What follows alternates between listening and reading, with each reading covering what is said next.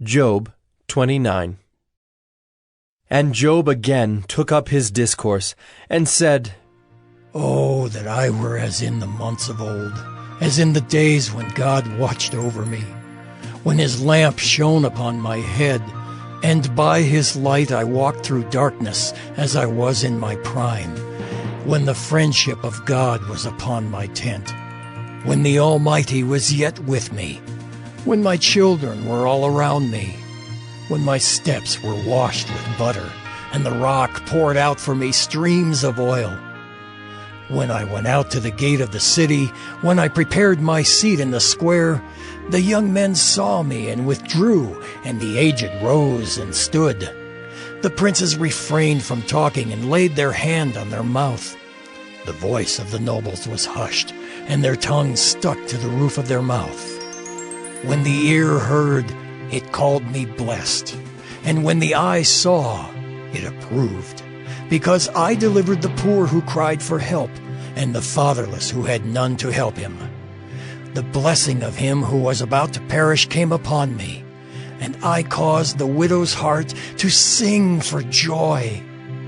I put on righteousness, and it clothed me. My justice was like a robe and a turban. I was eyes to the blind and feet to the lame. I was a father to the needy, and I searched out the cause of him whom I did not know. I broke the fangs of the unrighteous and made him drop his prey from his teeth. Then I thought, I shall die in my nest, and I shall multiply my days as the sand. My roots spread out to the waters, with the dew all night on my branches, my glory fresh with me, and my bow ever new in my hand. Men listened to me and waited and kept silence for my counsel. After I spoke, they did not speak again, and my word dropped upon them. They waited for me as for the rain, and they opened their mouths as for the spring rain. I smiled on them when they had no confidence, and the light of my face they did not cast down. I chose their way and sat as chief, and I lived like a king among his troops, like one who comforts mourners. Job 30. But now they laugh at me, men who are younger than I, whose fathers I would have disdained to set with the dogs of my flock. What could I gain from the strength of their hands, men whose vigor is gone? Through want and hard hunger, they gnaw the dry ground by night in waste and desolation. They pick saltwort and the leaves of bushes and the roots of the broom tree for their food. They are driven out from human company. They shout after them as after a thief. In the gullies of the torrents they must dwell, in holes of the earth and of the rocks. Among the bushes they bray, under the nettles they huddle together. A senseless, a nameless brood, they have been whipped out of the land. And now I have become their song. I am a byword to them. They abhor me. They keep aloof from me. They do not hesitate to spit at the sight of me. Because God has loosed my cord and humbled me, they have cast off restraint in my presence. On my right hand the rabble rise. They push away my feet. They cast up against me their ways of destruction. They break up my path. They promote my calamity. They need no one to help them. As through a wide breach they come. Amid the crash they roll on. Terrors are turned upon me. My honor is pursued as by the wind, and my prosperity has passed away like a cloud. And now my soul is poured out within me. Days of affliction have taken hold of me. The night racks my bones, and the pain that gnaws me takes no rest. With great force my garment is disfigured. It binds me about like the collar of my tunic. God has cast me into the mire, and I have become like dust and ashes. I cry to you for help, and you do not answer me. I stand, and you only look at me. You have turned cruel to me. With the might of your hand you persecute me. You lift me up on the wind. You make me ride on it, and you toss me about in the roar of the storm. For I know that you will bring me to death and to the house appointed for all living. Yet does not one in a heap of ruins stretch out his hand and in his disaster cry for help? Did not I weep for him whose day was hard? Was not my soul grieved for the needy?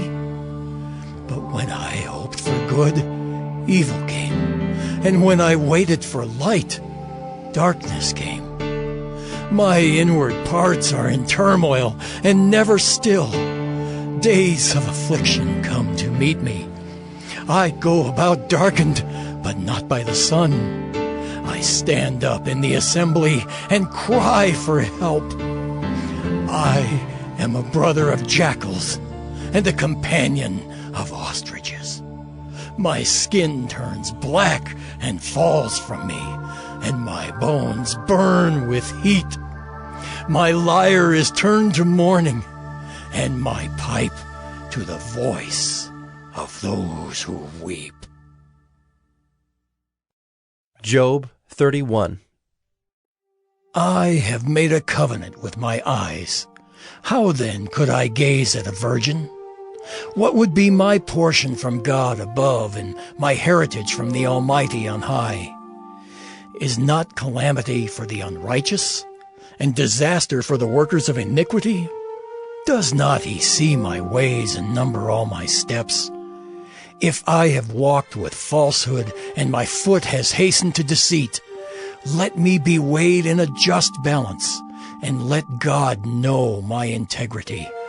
If my step is turned aside from the way and my heart has gone after my eyes, and if any spot is stuck to my hands, then let me sow and another eat, and let what grows from me be rooted out.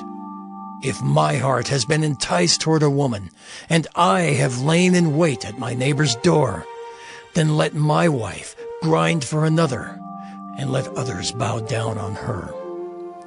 For that would be a heinous crime. That would be an iniquity to be punished by the judges. For that would be a fire that consumes as far as Abaddon, and it would burn to the root all my increase. If I have rejected the cause of my manservant or my maidservant when they brought a complaint against me, what then shall I do when God rises up? When he makes inquiry, what shall I answer him? Did not he who made me in the womb make him? And did not one fashion us in the womb? If I have withheld anything that the poor desired, or have caused the eyes of the widow to fail, or have eaten my morsel alone, and the fatherless has not eaten of it, for from my youth the fatherless grew up with me as with a father, and from my mother's womb I guided the widow.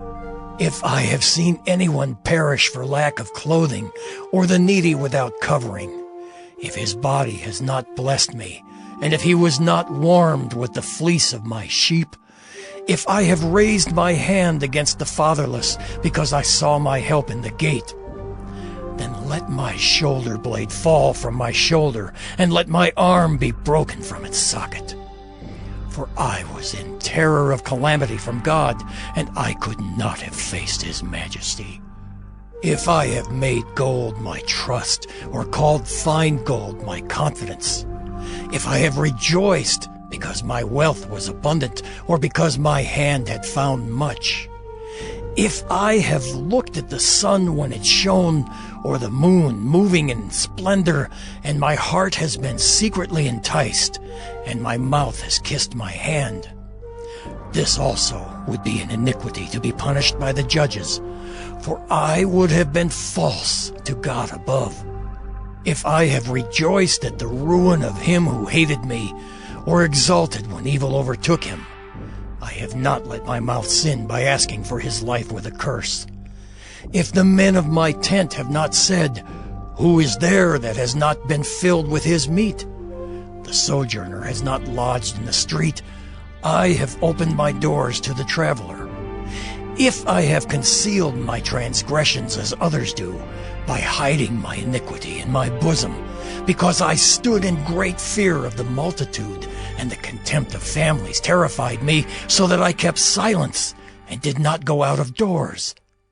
Oh, that I had one to hear me! Here is my signature. Let the Almighty answer me. Oh, that I had the indictment written by my adversary! Surely I would carry it on my shoulder. I would bind it on me as a crown. I would give him an account of all my steps. Like a prince I would approach him. If my land has cried out against me, and its furrows have wept together, if I have eaten its yield without payment, and made its owners breathe their last, let thorns grow instead of wheat, and foul weeds instead of barley. The words of Job are ended.